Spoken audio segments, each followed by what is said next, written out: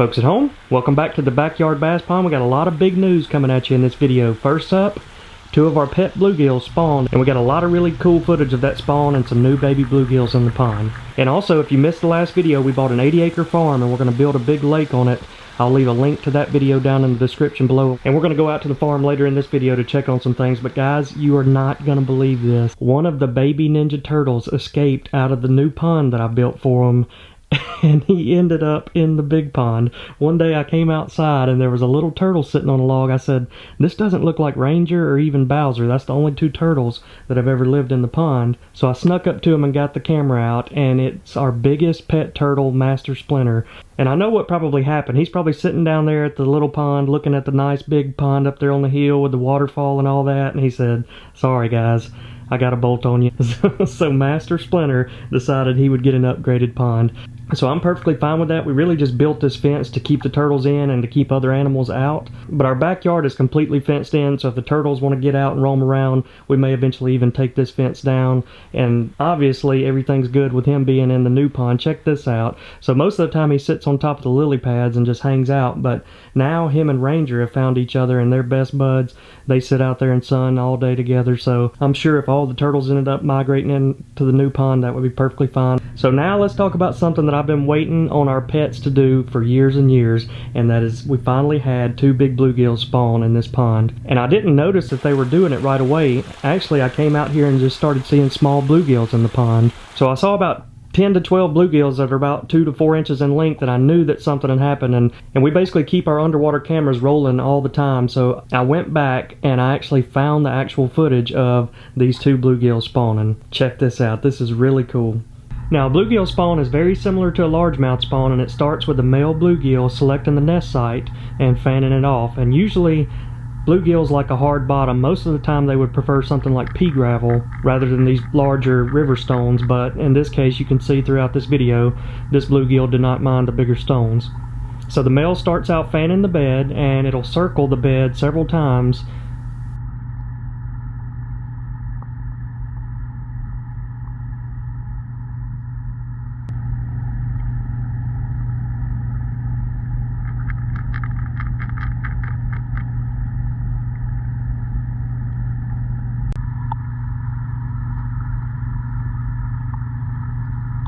But the female is actually the one that comes in and decides whether or not they are going to lay the eggs in the bed. And a bluegill spawning season lasts from May to August, and sometimes they'll spawn up to 5 times if the water temperature is right. So we're going to watch the bluegill continue to build the nest, and one thing you'll notice, anything that comes around, the bluegills will run it off, and that's pretty impressive that a bluegill this size can run off 2 bass that are, 2 to 3 times the size of it.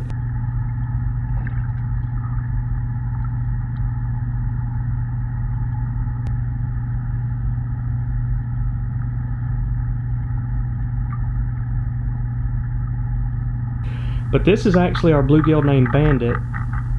He hasn't been in a lot of our videos. We caught him over a year ago out in the Mobile Delta, and he had that real bright orange belly. Oh, another one. What is this? A bluegill? Man, he struck it right at the boat. Look at how pretty that thing is.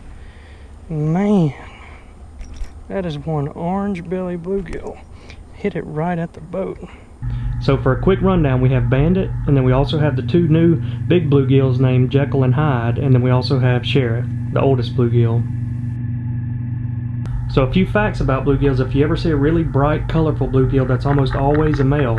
And female bluegills can lay from 10,000 to 60,000 eggs per spawn based on their size, and Jekyll and Hyde could probably lay close to 60,000 with their weight. And after the female lays the eggs, the male will fertilize them, and it'll take about 5 days to hatch. And just like with bass and all the other species, a majority of the fry will not make it due to all the predators around.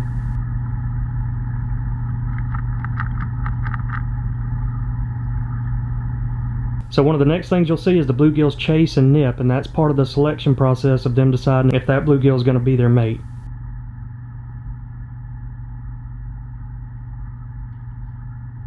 So I didn't get the video of the bluegill that actually laid the eggs. I'm pretty sure it was Hyde. That was the bluegill that Bandit was chasing around most of the time. But now let's fast forward a few weeks and we have baby bluegills all throughout the pond. So most of them that have survived because they're hiding in the cracks and the little crevices and the caves and things like that. So it's hard to film them, but I have gotten a few shots of some of the bluegills, and it looks like they're anywhere from around 3 to 4 inches. And right around feeding time is usually the time I can get them to come out. When I throw the pellet food in, usually several of them will come out. And so far I haven't seen any of the bass or any of the other bluegills messing with them.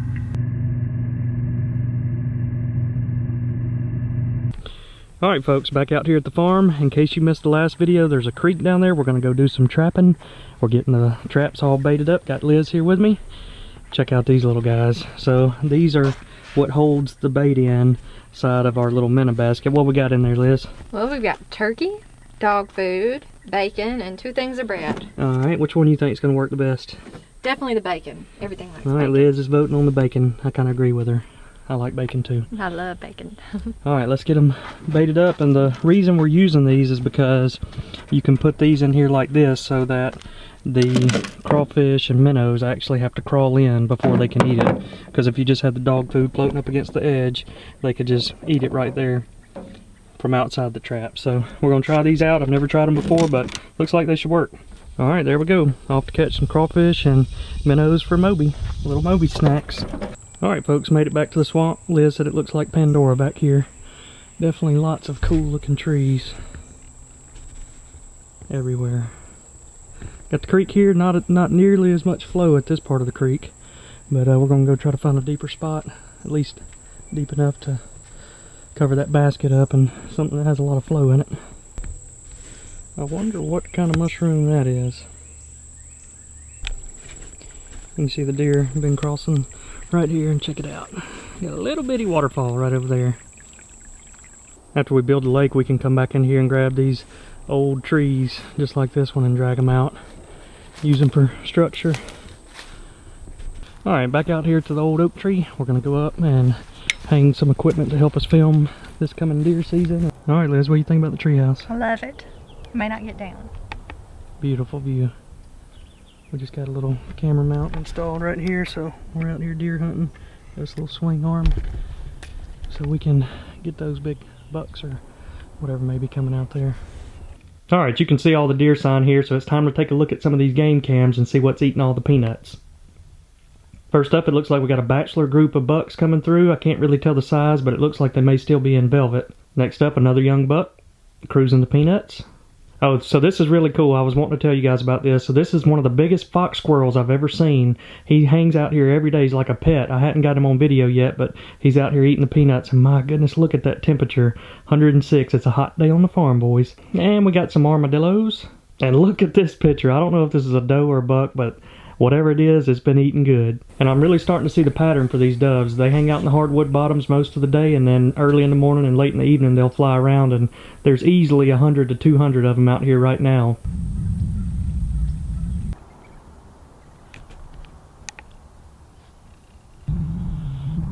One month away, boys.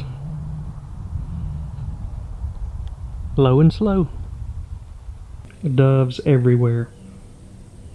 Now it's time to check in on our boy Moby. Not a lot of introduction needed with him, so we're just going to go ahead and roll into a feeding clip.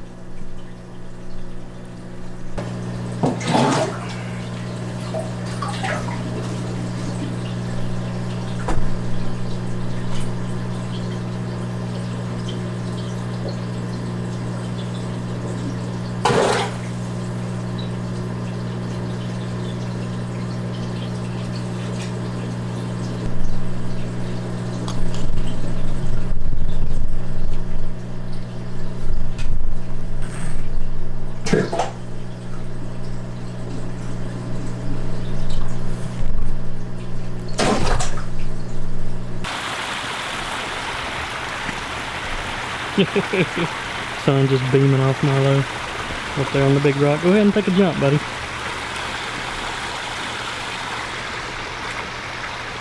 He's gonna fall in, watch it.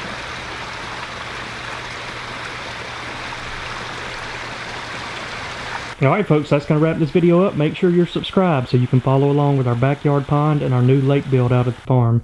But as always, leave your comments down below on things you'd like to see in upcoming videos or improvements to the pond or the farm, anything like that. Leave those comments down below. But we hope y'all enjoyed this one, and we'll see you all next time.